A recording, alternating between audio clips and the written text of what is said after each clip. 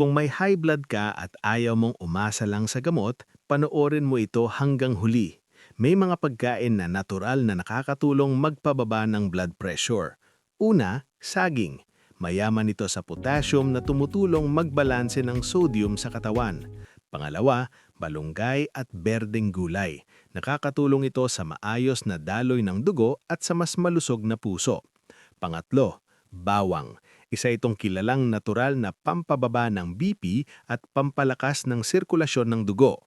Pang-apat, isda, tulad ng bangos at sardinas. Mayaman ng mga ito sa omega-3 na mabuti para sa puso at mga ugat.